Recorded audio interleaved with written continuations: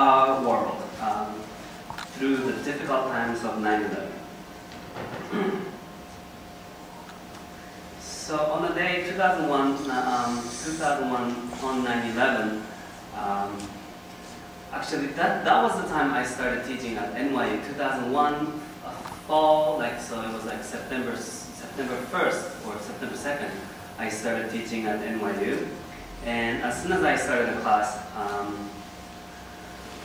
on the day of 9/11, I had an immigration appointment at the INS. So I had to go down there at 9:30. My appointment was 9:30. And I got on the subway. At the time I was living in Harlem. And I took the E train. And on the Church Street, on the Church Street station, or Canal Street station, the E train stopped suddenly. And with all of us inside of the train wouldn't open the door, even though it stopped at the station. And for 10 minutes, we were stuck inside of the train. This was 9:15 at the time. And I was starting to become very nervous because my immigration appointment was at 9:30. And there was a woman outside of the subway and on the station, and she was talking on the phone and screaming. So in some ways, it looked strange for us, all of us in the subway. So we were kind of laughing at this woman. And finally the door opened and we all kind of rushed out into the street. And when I got to the street, there was this surprising scenery of all these people on Church Street.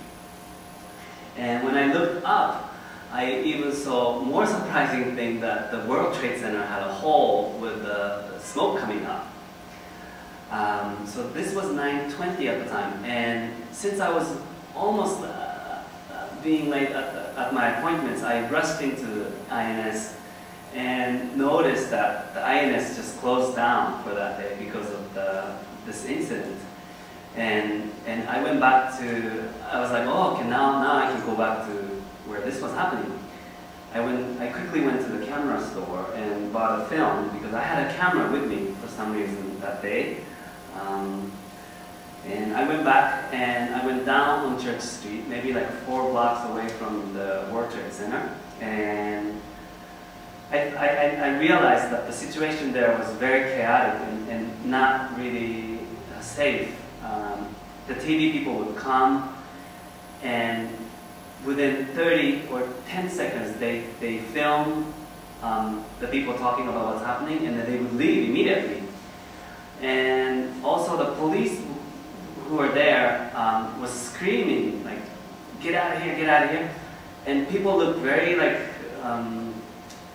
frantic, and also I saw an airplane tire on the street, or the building that was cracked a little bit from the debris falling out from the Trade Center. And the people were crying, people were a little bit frantic, so I decided to go up 4 blocks up again on Church Street, and maybe near towards the white, maybe 2 blocks down from Canal Street, I stopped. There, everyone was there, stopping and kind of looking out, and some people were talking, so it seemed safe, so I stopped there, and there was a man who just came out of the World Trade Center, and he was covered in the dust, and all these people around him listening to his stories. So I joined. I wanted to hear the story.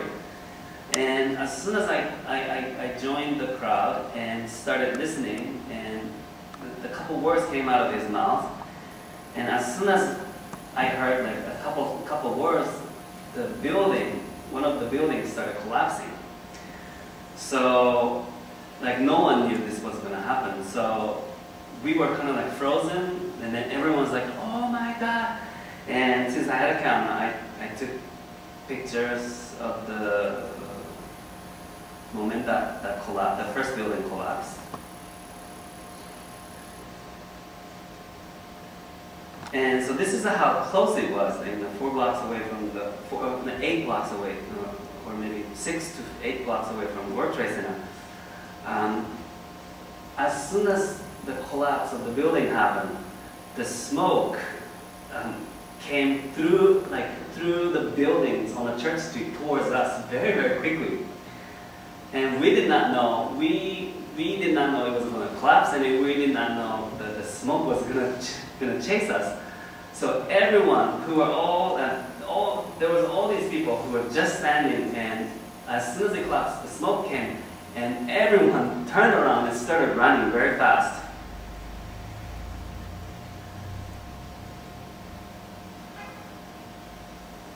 And this is a picture. This is a picture that was published in Newsweek on April 23rd or something.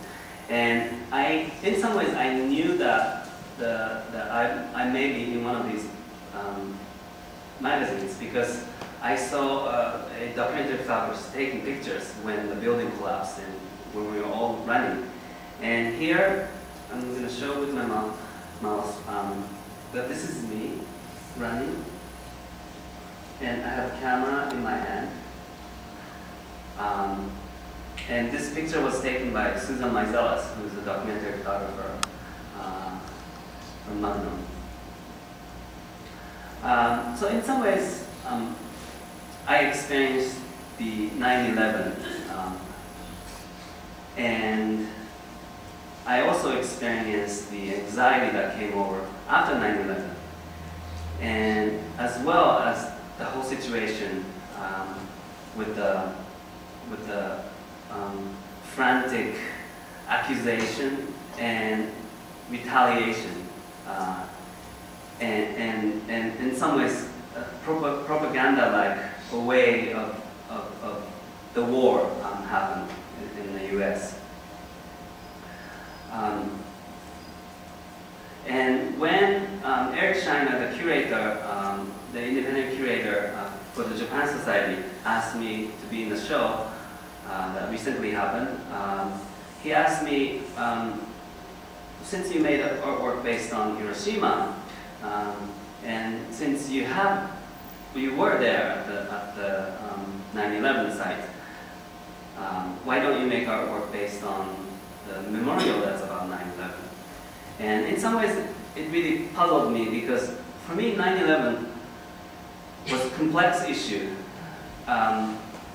because 9/11 made the war happen, and I was very anxious about the way the reasoning happened after the terrorist attack and making that into bombarding the Afghanistan and Iraq and people dying. So in some ways, the idea of retaliation, like immediate cause of war, made me anxious, and especially I'm a person from Hiroshima who Hiroshima is known for even the atomic bomb was dropped, people took the idea of believing in peace and not do anything about it. So in some ways, this quick way of making it into war made me very, very uneasy about the whole situation. So for me, 9/11 didn't seem. It wasn't about lamenting, but it was a little bit of anxiety-driven issue. I thought about it for a long time, what I would make as a memorial for 9/11, and I did not want to make a memorial that's specifically for the people who have died at the site of World Trade Center, because for me, 9/11 was the reason the people also died in Afghanistan and Iraq, that I wanted to make a memorial that's not just for a citizen of America, but also all the people in the world who have suffered from the incident of 9/11 and the subsequent war. So I wanted to use, once again, the symbol, the elephant. And with this work, I used ceramic. This was a life-size elephant, and I made it into deconstructed image of the elephant, so that the body parts are scattered. In some ways, I wanted to show some of the violence that happened. This is a picture just to show what the scale of the work.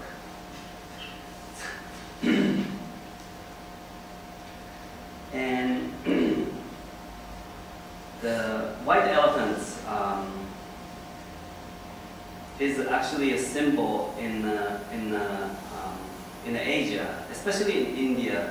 It is a dream that the mother of the Buddha had when she had the baby Buddha. Also, in Eastern Asia, the white elephants is a symbol for peace, justice, and prosperity. And in some ways, I wanted to make an artwork based on the idea of 9/11 had somehow shattered the peace and justice and prosperity. It's been shattered by 9/11.